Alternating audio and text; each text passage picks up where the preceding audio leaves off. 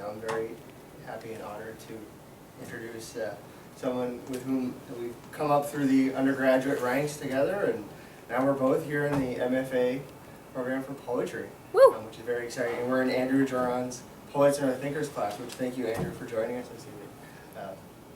Very happy to introduce Farah Amezcua, who was born in San Diego and moved to San Francisco only to stumble into the most inspirational words in the fog. She can call both cities home. She has just completed her bachelor's in creative writing and has just started the MFA in poetry at San Francisco State. She has been published in Cipactli. Farah Amezcua.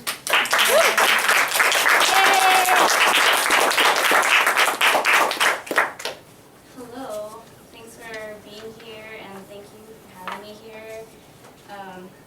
I read last year at Boro and I swear I was like really embarrassed, and I swore that today was going to be like less embarrassing, but I decided that if you don't embarrass yourself every day, then you're probably not becoming a better person.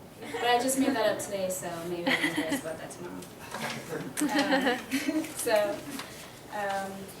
I brought some kind of scary stuff.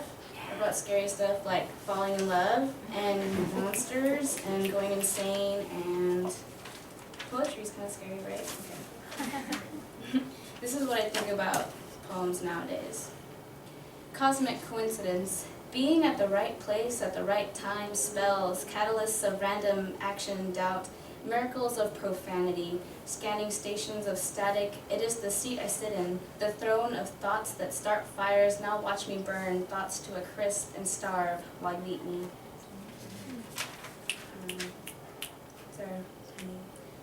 Sunset rays touching your window pane, melting into our bed, burn our thoughts to a crisp and eat ourselves. So that one's kind of together.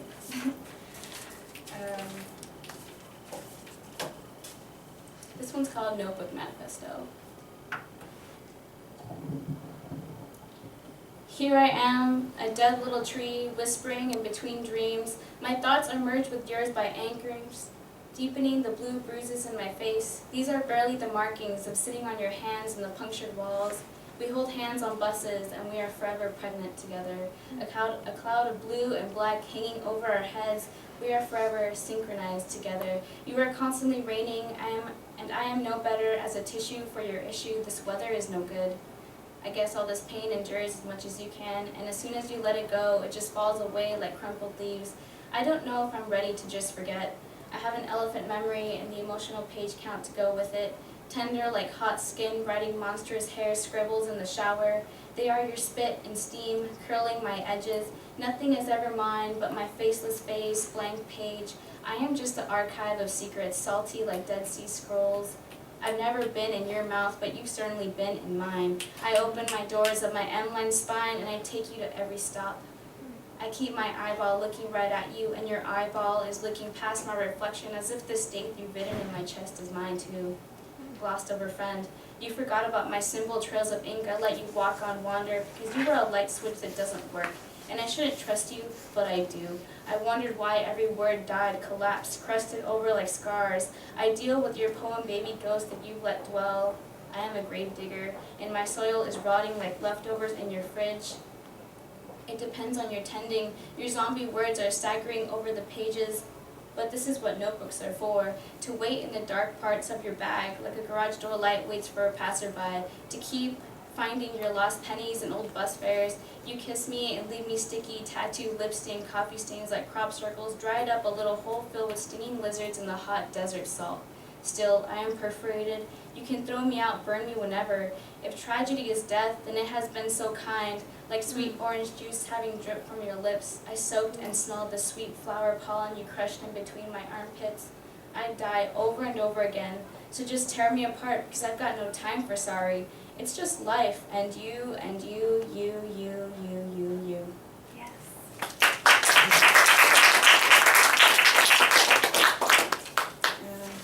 This one's about monsters.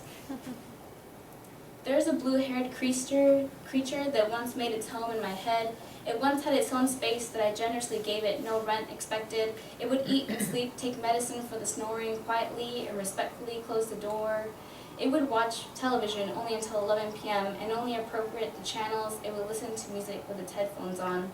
But lately, it has grown very large and strong. Its blue mane extends and it sheds all over the floor. It no longer showers or grooms or smells very much like toxic waste, piss, Bunsen burners, and rust. Its meals he steals from my fridge. It has a very much frightening haste when it eats his food like a wolf eats a fleshy sheep and stares at me with its eyes. They say, "You're next." In fact, it has grown it very much into a drunk. It drinks everything in sight without pausing for a breath. It bangs the walls of my skull and rattles the boat around in the water. It kicks the garbage cans over and punches in a picture and breaks them off to make wood for the fire. Oh, it punches in my picture frames and even the ones that don't have pictures in them yet. It slams the doors and cabinet and breaks them off to make wood for the fire. It plays very loud music and laughs and dances around the uncontrolled fire in the forest. It opens the windows to let them in the cold wind and black thick-thighed spiders while I sleep. When it's bored, it goes through my things. It goes through my baby pictures. It found the one of me with my cat and burnt holes into my eyes and poked holes into my teeth. It crushed my tiny brushing nesting doll between its ash cheeks. It stomped all over my parents' auras. It went through all my childhood poetry, my hidden notebooks, the diaries, and is yelling all my secrets over the intercom over and over again. Broken record. It's been playing electric guitars very badly and very loudly, smashing it in. It has been watching my home videos on repeat, like my first kiss, the lost virginity, the times I got arrested. It especially watches the horror films. It loves to watch the nightmares so much that it started to practice saying Bloody Mary in the mirror every night to bring them to life. They are its lovers, and it bucks hard on top of buildings, in the park grass, next to my parents' bed, inside of the department store changing room.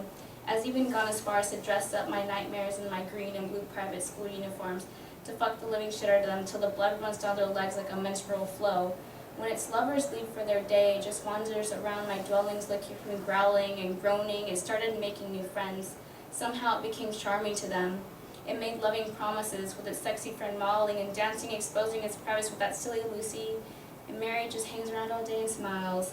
I don't mind her, but I hate when it invites the fun guy over and he always overstays its visit. And when all of them are busy, it still looks for me. It starts throwing its shit all over the walls and screams, "Fuck you, fuck you, fuck you." He goes through all my filing cabinets and runs over my first dog Spot and shows him to me and gives my grandpa a truck to drive away so I can't remember him. It told all the boys in school I was fat under my clothes and that I had lice. It will look for me in all these places and mess it all up, so I'll come back to fix it. There is this monstrous blue creature pacing in the walls of my skull, trying to get my love and affection. It once invited me to tea, but I was afraid to drink his pee. One day I will let the cage open. I will have to let go if it dares to leave, to fill myself with even more blue, blue, blue solitude. I will be alone with the mess.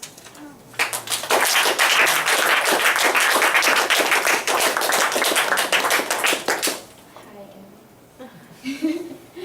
Okay. This one I wrote for my abstract project in English class. Soon I pushed in my forearms, submerged into a funnel of milk. A shoulder, I gasp, I angle my head, already spurting. My face emerges, eyes meander. I learned what it felt like to be her, to be inside of her. It was soft, sad, had just cried, purest salt, the pink kind. I lick, I slither, my breasts melt into her breasts, carved my name into her linings like walls and bathroom stalls, found all the red that she told me about. Black coffee, Xanax, lemon trees blossoming. I liked that her moans were a whisper of her sobs. Her cries were feathers of her moans, but this was her own heat. Her body breaking onto mine, fit like a thin sleeve. She had no bones. Filled her in, found my way into her arms, stretched her wide across. Electric currents for 5 fingers, reaching my hands bigger than hers. Petal skin, ripping plastic bags, wearing her in, stretching her balloon in the darkness inside my closet. My ribcage was missing locks and keys. My heart touched her heart, recognized the same time pulse that started music. I could see through my eyes, through her eyes, to see only the same dirty laundry. Made our bed, she noticed my eyes glittered crystals. She laughed unknowingly, she had completely disarmed me. Enveloping me, a silk cloth, a letter, I let her, that read, "Sorry God for sucking other dick. Sorry God for taking drugs with other boys. Sorry God for ignoring your strangers. Sorry God for pretending not to be home. Sorry God for not bleeding. Sorry God for not believing. Sorry God for being tired. Sorry God for being bored. Sorry God for being asleep when you tried to call. Sincerely stamped, ready to be sent out. But first, let me enjoy it, being here.